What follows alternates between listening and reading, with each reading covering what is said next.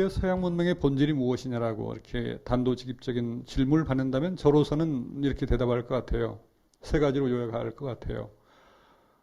생산력의 한계에서 인류가 탈출한 산업혁명, 또 자유주의 근대국가의 건설이라는 정치혁명, 그리고 한 가지를 덧붙인다면 식민주의라고 할 수 있는데, 식민주의는 산업혁명, 정치혁명 이 두 가지와 긴밀한 관계를 맺으면서 유럽의 역사를 구성했다고 생각이 됩니다. 서양 근대국가의 발전은 기본적으로 제국적인 팽창과 동시적이었다, 이렇게 얘기를 할 수 있을 것 같아요. 제국의 역사가 구축하고 인류 사회에 남긴 가장 큰 족적은 뭐니 해도 인종주의라는 생각이 듭니다.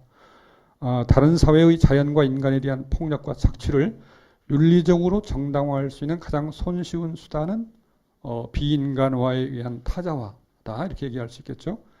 특히 대륙 전체의 인간 집단에 대해서 포괄적으로 비인간화하는 가장 편리한 방법이 인종주의겠죠. 이 제국이라고 하는 것은, 식민주의 제국은 제국과 그 나머지 사이에 문명과 야만의 이분법을 반드시 동반했다고 말할 수 있겠죠. 아프리카에 대해서는 문명 간의 차별화 이전에 인종주의가 거의 전부였다. 그냥 인종주의로 그냥 대처하면 문명 얘기는 안 해도 됐다는 식으로, 또 사실 아렌트 얘기인데요. 아시아에 대한 제국주의적인 인종주의는 그 문명과 미개, 문명 간의 차별화 담론을 좀 더 필요로 했다, 이런 식으로 분석을 한 바 있습니다. 서양어의 엠파이어가 일본에 의해서 제국으로 번역되죠. 번역된 것은 18세기 말 19세기 초입니다만, 일본의 국가 권력이 제국이라는 것을 자기 정체성의 표상으로 채택하게 되는 것은 19세기 중엽이었습니다. 일본은 그 당시 무슨 식민지를 가진 건 아니었기 때문에 그때 제국이라고 한 얘기는 중국과 달리, 중국은 이제 반식민지가 되어 있는 상태였기 때문에 서양 제국주의로부터 자주 독립한 천황의 나라임을 천명하는 것이 자신 스스로 제국이라고 칭한 원래 목적이었습니다. 일본의 제국 개념은 청일전쟁을 전후해서 팽창성을 갖게 됩니다. 미국과 일본의 문명의 동맹이라고 말할 수 있는 것이 이 무렵 형성이 된다고 저는 생각합니다. 청일전쟁 후 동아시아에 대한 제국적인 경영에서 일본과의 협력을 외교 기조로 삼기 시작하는데요. 이 미국인들이 일본을 동양 유일의 문명국으로 격상시키게 됩니다. 동양을 지배하는 서양 제국주의가 중국 문명을 야만으로 격화시키잖아요. 그래서 19세기 말 동아시아에는 문명의 공백이 있었다. 서양 제국주의 관점에서. 그 공백을 메꾼 것은 20세기 전반기 동아시아 제국주의 카르텔의 몸통을 구성하게 되는 미국과 일본이라는 두 신흥 제국이 자임한 문명의 동맹이었다, 이렇게 말할 수 있을 것 같아요. 20세기 전반기에 일본이 제국을 자기 표상의 개념으로 극대 활용한 이유는 적어도 세 가지가 있을 것 같아요. 첫째는 일단 제국이라고 하는 것은 서양의 엠파이어가 원래 그렇듯이 확장된 정치적인 공간을 표상합니다. 둘째로는 중심과 주변, 즉 제국의 중심과 식민지 사이에 수직적인 위계를 표상하는 데 적절했습니다. 황국이라고 하는 표현도 일본이 많이 사용했습니다만, 황국은 천황을 정점에 둔 일본이라는 정치 사회적인 구성체 내면의 수직적인 구조를 표상하는 데 적절한 특화된 개념이었다고 할 수 있겠죠. 이에 비해서 제국은 수평적인 공간적인 확장과 함께 식민지에 대한 본국의 수직적 지배적인 위상을 표상하는 데 적합했다고 말할 수 있겠죠.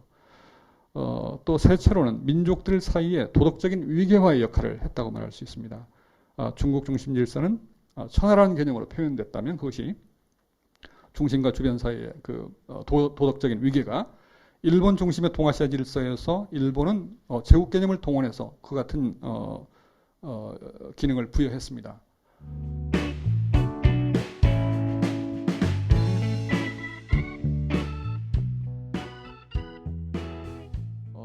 냉전 시대에는 어떠했는가?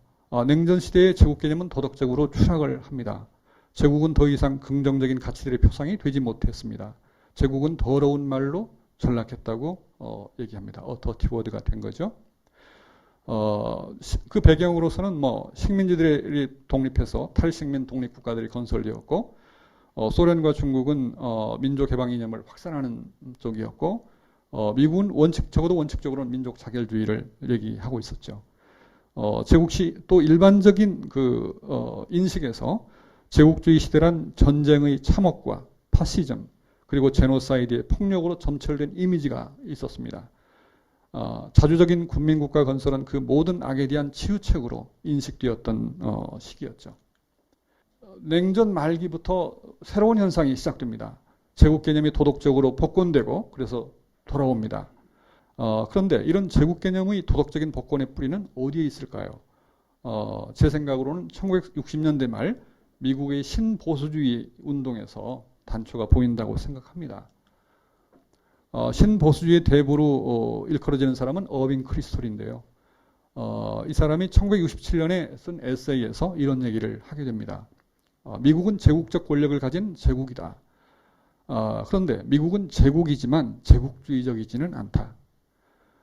미국이 제국인 것은 단순히 강대국이어서가 아니다. 원하지 않더라도 벗어날 수 없는 책임의 거미망 속에 미국이 갇혀 있기 때문이다. 그래서 미 제국은 미국이 세계에 대해 갖는 책임과 역할을 의미하는 것이 되었습니다. 결국 미 제국이라고 하는 것은 세계에 대한 미국의 노블레스, 오블리제가 된 거죠.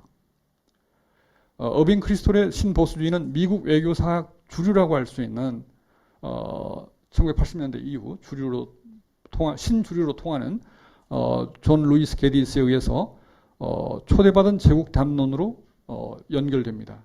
그래서 미국 지식인 사회 중심으로부터 공인을 받는 것이 되는 거죠. 미국이 제국으로 초대받은 이유는 미국의 정치 체제가 억압적이 아니라 관용을 특징으로 하기 때문이다. 이렇게 이제 설명했습니다. 세계화 시대 지구촌 유포리아가 등장했죠. 1990년대 초에 압도적인 유행을 시작한 개념들을 들려면 저는 세계화와 지구촌이라는 표현을 들겠습니다. 그런데 유포리아가 꺼지는 데는 많은 세월이 필요치 않았습니다. 민족 청소라는 이름의 가공할 국가 폭력의 충격인데요. 1994년, 95년 보스니아와 르완다 사태를 우리가 기억합니다. 새로운 코스모폴리스의 민주적 지휘자로 기대를 모았던 유엔이었습니다만 새로운 폭력적 사태들을 해결하는데 무능함이 짝이 없었습니다. 유엔은 강대국들의 볼모가 되었죠. 민주적 세계화의 비전은 사람들의 머릿속에서 신속하게 지워져 갔습니다. 세계 질서의 미래에 관해서 지적인 공백이 생겼죠. 그 공백을 재빠르게 메우며 풍미하게 된 개념이 제국이라고 할 수 있습니다. 유엔은 민주적 세계화 비전을 표상합니다. 반면에 제국은 위계적인 세계화를 hierarchical globalization 비전을 대표한다고 생각합니다. 제국 개념의 풍미는 국가 그리고 많은 경우 그 국가 구성의 인적 요소를 가리키는 민족 개념과 긴장 관계에 있습니다. 제국 담론이 풍성하고 신자유주의를 포함한 초국주의가 지배할 때 이러한 지적 조건에서는 국가는 억압과 폭력의 주체로서만 주로 인식되는 경향이 있습니다. 민족은 실체가 없는 유령으로 치부되는 경우가 많죠. 반면에 제국은 포용과 관용의 질서를 표상하는 논리가 확산된다고 할 수 있습니다. 유엔 등을 앞세운 민주적 코스모폴리스에 대한 희망은 비현실적인 유토피아로 치부됩니다. 이런 지적 조건에서 제국 개념은 국가 폭력과 민족 청소가 난무하는 아나키를 대체할 실현 가능한 질서와 문명의 담지자로 등극하게 되는 것이죠.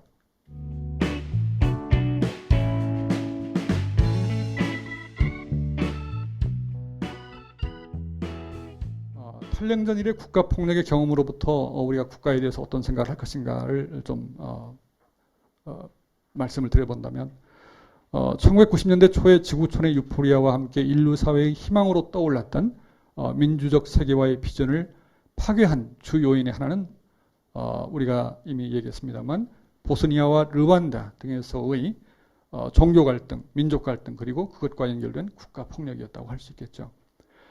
이로부터 국가와 제국의 문제에 대해서 무엇을 생각할 것인가? 저는 물론 많은 얘기들 우리가 해야 되겠습니다만 오늘 이 자리에서 제가 두 가지를 말씀드려 보겠습니다. 첫째는 국가라는 정치 공동체 안에서의 정치의 중요성을 다시 확인하는 거라고 생각합니다. 인간의 정체성은 사실 다층적이고 다중적입니다. 특정한 인간 집단의 다중적인 정체성들 중에서 어떤 특정한 요인, 즉 종교 혹은 민족적 정체성이라는 요소를 정치 권력이 의식적, 조작적으로 동원해서 과도하게 정치화할 때 극단의 정치가 작동하게 됩니다. 그럴수록 초국적 요인들의 결정력을 과장하고 그것들의 필연성을 부여하기보다는 왜곡된 기억의 정치를 통제하고 견제할 수 있는 정치의 중요성이 오히려 더 강조되어야 한다고 느낍니다. 인간들 사이의 특정한 차이를 특권적으로 동원하여 갈등을 정치화하고 폭력화할 가능성은 어떤 사회, 어떤 수준의 정치적 조직에도 잠재해 있습니다. 작은 공동체에서도, 국가 수준에서도, 그리고 제국 수준에서도 그러한 힘이 작동할 가능성은 그로부터 이익을 얻는 세력이 존재하는 방식과 결부되어서 항상 존재할 수밖에 없죠. 문제는 그것을 통제하고 견제할 수 있는 그러한 정치를 위한 부단한 노력이라고 할 수 있겠습니다. 둘째는 전후 탈식민 국가들이 권위주의, 내전과 민족 갈등, 그리고 각종의 정치 불안정에 시달려온 사실로부터 우리는 이 국가 자체가 문제다라고 하는 얘기들 많이 하고 있는 것 같아요. 그래서 그러면 제국이 초대되어야 하는 거 아닌가? 이런 얘기로 연결되는 거죠. 그런데 제가 생각하기에 문제는 국가라는 정치 공동체의 단위라기보다는 국가의 실패에 문제가 있었다고 봅니다. 세계를 바꾸려면 인간 각자 자신이 발을 딛고 서 있는, 미국인이면 미국 사회에서, 중국인이면 중국 사회에서, 한국인이면 한국 사회에서 국가 권력을 바꾸기 위해서 노력해야 되겠죠. 아렌트가 간파한 바와 같은 인권과 근대국가의 연결고리를 억지로 해체하기보다는 인권의 구성과 그 구체적인 집행관으로서의 민주적인 국가들의 민주적 정치 권력들의 연합과 협력에 의한 초국경적인 보편적인 확대를 제도화하는 노력에 집중하는 것이 더 자연스럽고 현실적인 방향일 것이겠습니다. 물론 이것도 참 어려운 일입니다만 난민 문제에 있어서도 실패 국가에 대한 더 근원적인 대책과 국제사회의 공동의 노력에 장기적인 해결책이 있으리라고 생각합니다. 국가의 정책의 큰 방향을 바꾸기는 어렵습니다. 그러나 국가 자체를 폐기하고 초월하는 것은 불가능에 가깝습니다. 국가 안에서 권력과 정책의 방향을 자유, 평등, 초국적인 박애와 연대를 실천하는 방향으로 바꾸어 나가기 위한 정치적인 실천의 핵심적인 장 역시 국가일 수밖에 없다는 생각이 듭니다. 국가가 그러한 실천의 유일한 장은 아니지만 가장 중요한 투쟁의 장이라는 사실은 변함이 없습니다. 끝으로 그 결론을 내리기 전에 제가 너무 국가와 민족이라고 하는 얘기에 집중한 것 같아서 국가와 민족을 초월한 인권의 문제에 대해서 아렌트의 사색에 대해서 잠깐 말씀을 드려보고 싶습니다. 아렌트는 그 인간과 인권의 역사적인 현실에 대한 직시와 함께 국가의 존재로부터 독립된 인간으로서 그가 출생하는 순간 그가 이 세상에서 생을 시작했다는 사실만으로 인간으로서의 권리를 가질 권리, the right to have rights 개념 굉장히 중요하잖아요. 아렌트에서. 그걸 갖는다는 개념의 철학적인 추구를 하고자 하는 여망이 있었습니다. 다만 거기에 성공하지 못했다라고 얘기합니다. 그러나 탈형이상하게 철학적 환경을 사는 20세기 이래 어떤 철학자가 거기에 성공했다고 말할 수 있을까요? 탈형이상하게 시대인 20세기 철학적 조건에서 그 여망은 구현되지 못했고 여전히 숙제로 남아있습니다. 그건 누구에게도 마찬가지라고 생각합니다. 그것은 아마 어느 누구도 만족스러운 정답을 찾을 수 없는 인류가 부단히 씨름해야 할 영원한 미완의 숙제일 가능성이 높습니다. 전체주의와 죽음의 수용소가 제기한 도전의 성격을 아렌트가 이해한 방식을 들여다보면 그것과 그런 얘기를 좀 더 잘 이해할 수가 있을 것 같습니다. 독일인들이 내가 독일인이란 사실이 수치스럽다고 아렌트에게 얘기했을 때 아렌트는 이렇게 대답하고 싶었다고 합니다. 그때마다 나는 내가 인간이라는 사실이 수치스럽다고 말하고 싶은 유혹을 느꼈다. 이렇게 얘기했다고 합니다.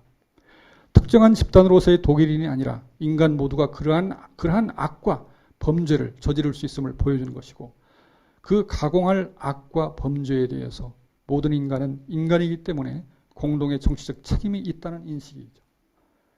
그 아렌트의 그 1960년대 아이만 인 지루살렘의 그 책의 부제가 The Banality of Evil이잖아요. 악의 평범성. 독일인이기 때문에 저지른 범죄가 아니고 어떤 인간이라도 그런 상황에서 범할 수밖에 없는 그런 범죄였다. 아이만이 그걸 말해준다. 이런 얘기였어요. 그 얘기하고 통하는 거죠. 그래서 그 가공할 악과 범죄에 대해 모든 인간은 인간이기 때문에 공동의 정치적 책임이 있다는 인식으로 연결되는 거죠. 결국 아렌트에게 전체주의의 역사적인 경험은 인간을 인간이게 하는 보편적 성격이 어떻게 파괴될 수 있는가를 충격적인 방식으로 보여주었고, 그것은 또한 인간이 누구나 가공할 전체주의적인 범죄를 저지를 수 있다는 것을 말하는 것이다 라고 얘기하는 것이죠. 이로부터 아렌트는 모든 인류는 그 가공할 범죄에 대해서 공동의 정치적인 책임이 있다는 명제를 제기한 것이었습니다. 아렌트가 보기에 그 책임은 인간으로 태어남으로 인해서 모든 인간이 숙명적으로 따르는 것이었어요. 이것이 아렌트가 모색한 인권의 보편성의 근거이자 인권 보편성의 존재론적인 기초였다고 이렇게 해석이 되고도 합니다. 나치스의 죽음의 수용소는 인권의 보편적인 근거로서 자연의 합리성도 이성의 자명성도 역사의 진보도 더 이상 내세울 수 없도록 만들었다. 이런 조건에서 인간들에게 남은 것은 오직 우리 인간들 뿐이었다. 이런 얘기를 하죠. 그러기에 인류, 그 자체가 모든 인간에게 권리를 가질 권리를 그리고 인류에게 속할 권리를 보장해야 한다는 것이죠. 그래서 아렌트는 이렇게 말했습니다. 인류가 사실상 과거에는 자연 혹은 역사에 귀속시켰던 역할을 떠맡은 새로운 상황에서는 모든 개인이 권리를 가질 권리를 혹은 인류에 속할 권리를 인류 자신이 보장해야만 한다. 신이 또는 자연법이 역사, 추상적인 역사, 그 어떤 것도 인간에게 그걸 주지는 못한다는 거잖아요. 근대 민주국가와 인권의 역사적인 연관을 전제하면서도 그리고 형이상학적인 자연법적 가정에 의존하지 않으면서도 국가와 시민권의 경계를 넘어서는 보편적인 인권의 철학적인 기초를 탐색하는 것은 인류에게 남겨진 영원한 숙제임은 분명하다고 생각합니다.